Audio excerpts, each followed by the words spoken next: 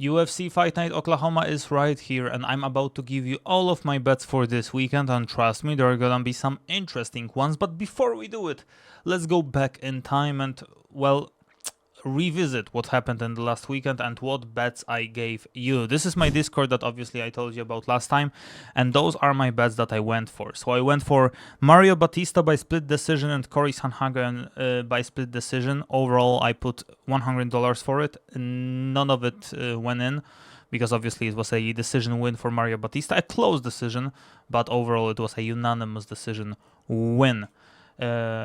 Then I went for Lonier Kavanagh for $30 by split decision, and overall I feel like it could have been close, but Brandon Royale was just way better. So unfortunately we're minus 130.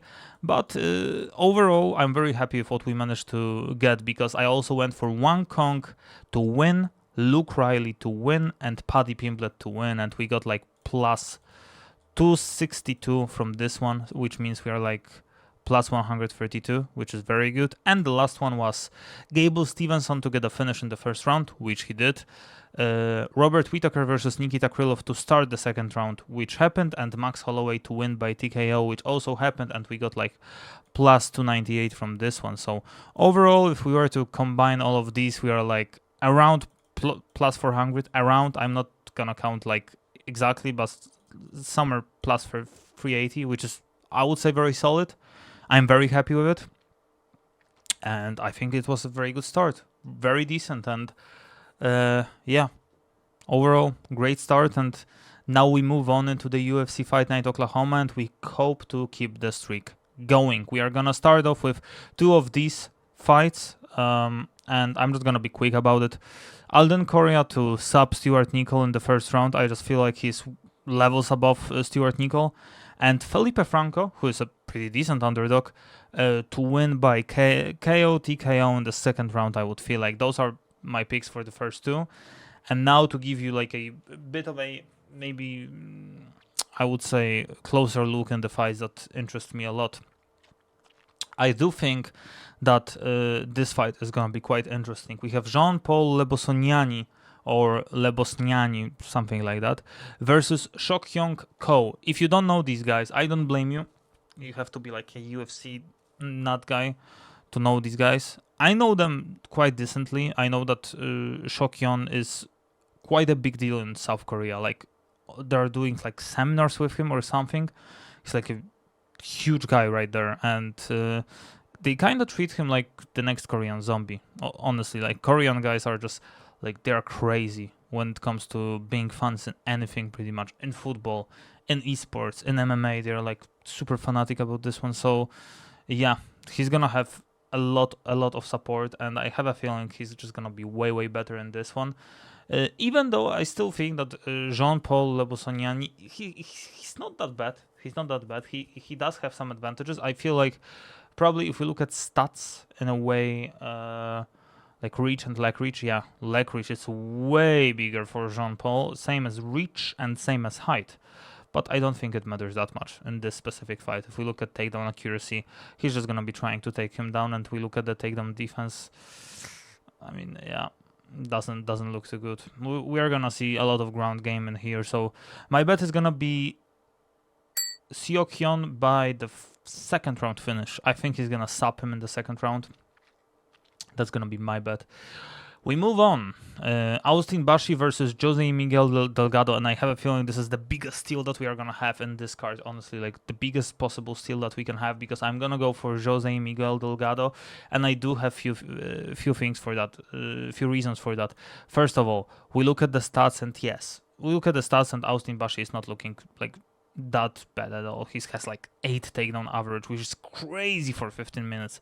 That means that if this fight actually is going to decision, he's gonna most likely try to take him down 8 times. And if we look at the takedown defense, he's gonna be able to defend them 4 out of 8 times, which is not that good. So on paper, Austin Bashi should be able to win. But Jose Miguel Delgado, he's super underrated. I have a feeling like he's just super underrated. And we move on to the significant strike part, and it's like 8 for 2. He's like super good on the feet, and every fight starts on the feet. Plus, if we look at the advantages, like, he has the better reach, better leg reach. He's higher. He's gonna be able to keep his distance when the opponent he's not gonna be able to touch him. I already fell for the trap where I thought that the better grappler should be the favorite, and it was a Sean Brady versus I think Morales fight, and Sean Brady was just not even able to get to him and not even to take him down. So I just have a feeling it's gonna be very similar right here, and the odds are 50-50. So with the odds being 50-50, I'm always going to go for Jose Miguel Delgado because he's just favorite in my book and he's super underrated. He's very good and he's very good on the feet. So in my opinion, he should be able to get the W here. Tommy McMillan versus Alberto Montes. I had, I would say, a pleasure to watch Tommy McMillan fight. It was in March, I believe. It was a UFC fight night. The same that Robert Rukala fought in. I'm talking about it because I'm from Poland, obviously, and I watched this fight. And it was ugly as honestly. I mean, the way he fights, obviously he's like a next big deal because his friend is Sean O'Malley. And if we look at the stats, he should be able to get a win because like every single stat is like favorite to him. But I'm not comfortable picking him at all. He looked ugly. He just looked ugly. He looked like he was not able to even, I would say, make it flawless where he should be able to make it flawless. And Alberto Montes, he's pretty decent. He's not like, you know, the first guy to just come into the octagon and just lose instantly. He's pretty decent. He's got some cardio. He's gonna be a big step up in competition. And even though Tommy McMillan is undefeated, I just have a feeling it's gonna be his first fight that he's gonna lose because yes, people are calling him the next Sean O'Malley, but he, like, if you look at the last fight, you can clearly see he's not the next Sean O'Malley. He's never gonna be the next Sean O'Malley. He's not gonna make it in the UFC far if he is not able to fix his mistakes. So, in my opinion, Alberto Montes is plus 100, plus 140. Plus 140.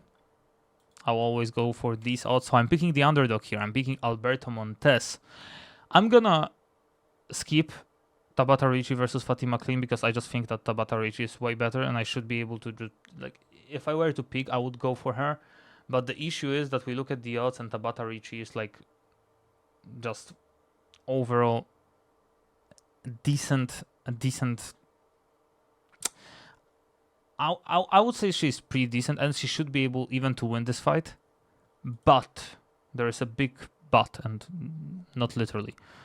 But there's a big but. And we look at the stats and you can clearly see where this but is. I mean, the takedown average and the takedown defense in this one. Like, and we look at the cardio as well. Like, we look at the output. We need to take into the equation that this is a 3-round fight, not a 5-round fight. And when we look at 3 rounds, which is 15 minutes, we look at the stats. The stats are always going to favor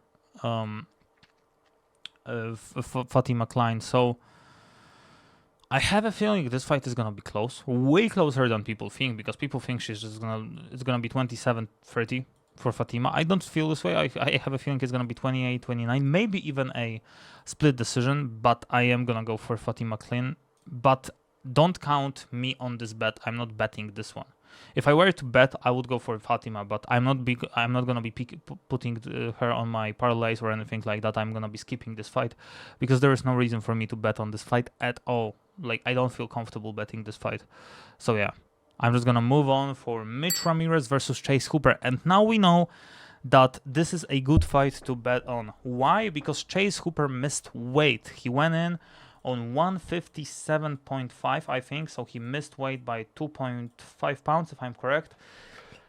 And previously, like few years ago, when the fighters used to miss weight, I was like, okay, I mean, they miss weight, but they always have this sort of advantage, right?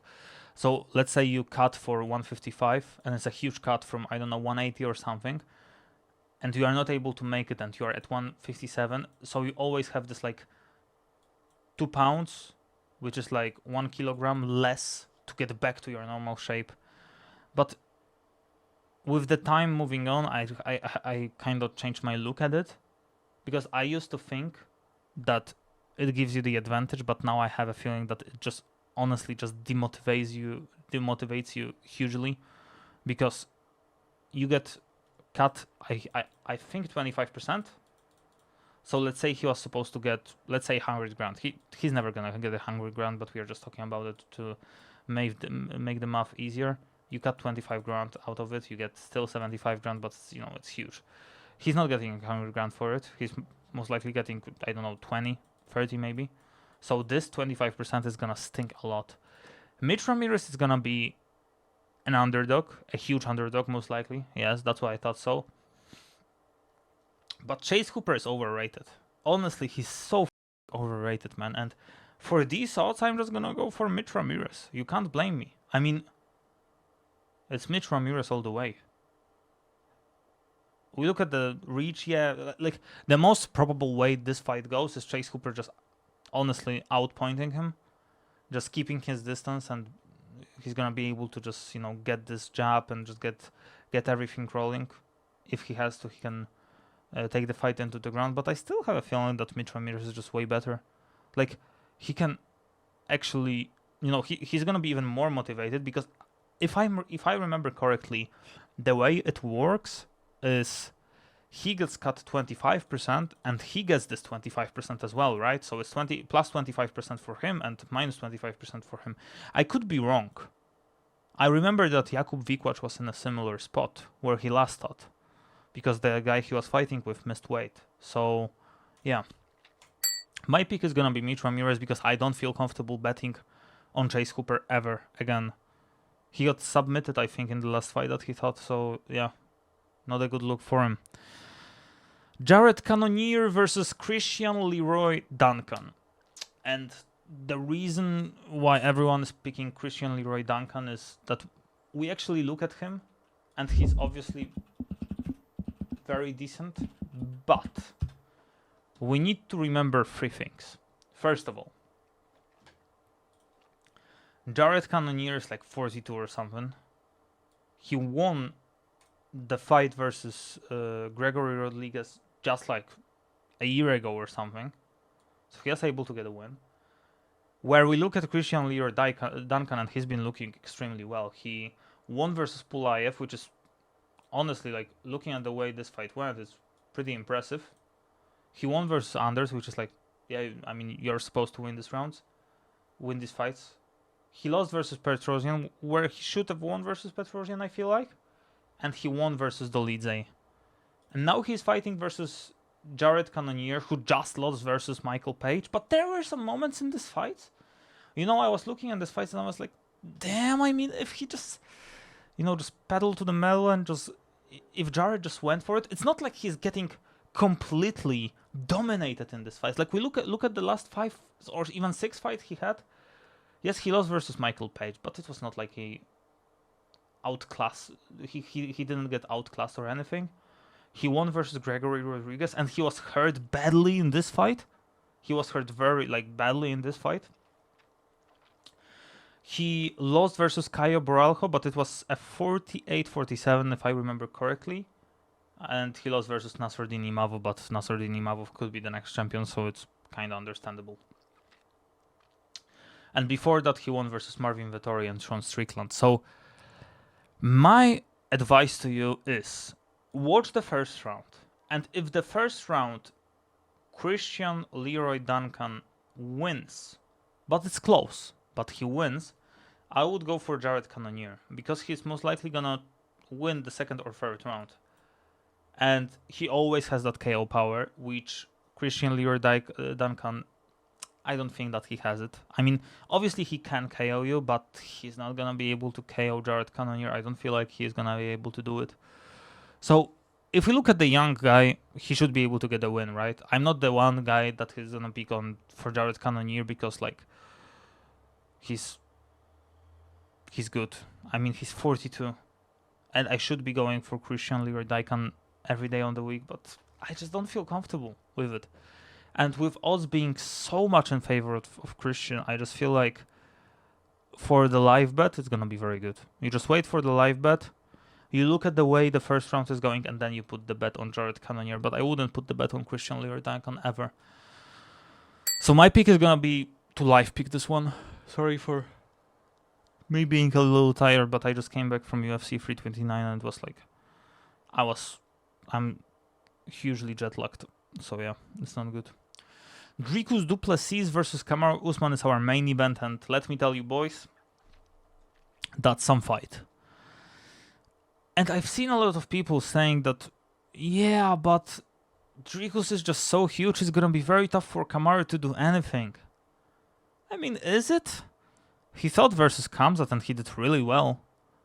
My pick for this fight is gonna be Dricus to win.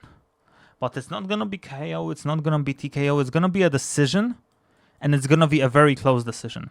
So if you have the possibility to bet Dricus du Plessis by a split decision or majority decision, I would go for it. Or just go for him for this, like for the decision win. The odds are stacked against Kamaru Usman, but I would just pick Dricus du Plessis to win this one.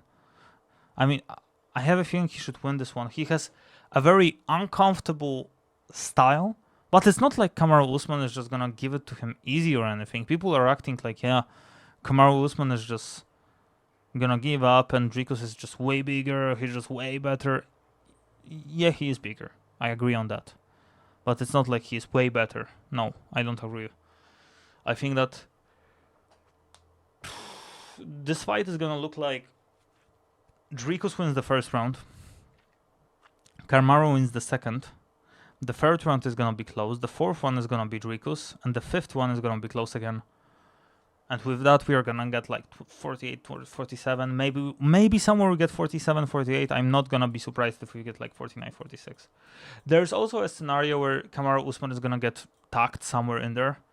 Dricus du Plessis has this very like uncomfortable style where he just hits you from nowhere and you don't know what happens.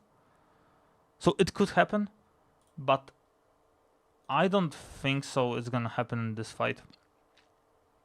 I have a feeling this is a very important fight for these two, because for Kamaru is basically must win to stay relevant. If you win this fight, it's a big win for you. There's even a title picture. If you lose this one, you are basically out of title picture. You're gonna be able to get some money, but you're out of title picture. So for Dricus, this win still means a lot, because Kamaru Usman is a big name. He was able to put some pressure on Khamzat Chimaev. The fight versus Khamzat was pretty close, I would say. I mean, it was, 2-1. He was on, I think, a week's notice. So, yeah, short notice fight for him. So, I know there are going to be a lot of memes that, yeah, Kamaru Usman, weak knees and stuff. But I just think that this is going to be a very close fight. It's going to be a very close decision. And don't be surprised if somehow Kamaru Usman gets a decision win. I mean, people are counting him out, but I don't think they should. And even though I'm going to pick Dricus to win this fight, because I think he is better. And I think he learned from that Khamzat Chimaev defeat. And he is used to that weight as well. People are saying, yeah, he's going to TKO him. I don't think so. He's not going to TKO him. So my bet, and I would recommend you to bet exactly on that, not like huge amounts of money, but like smaller amounts of money, is going to be DDP by a decision win. That's my bet. I'm going for it. I think it's worth to like put 50, $100.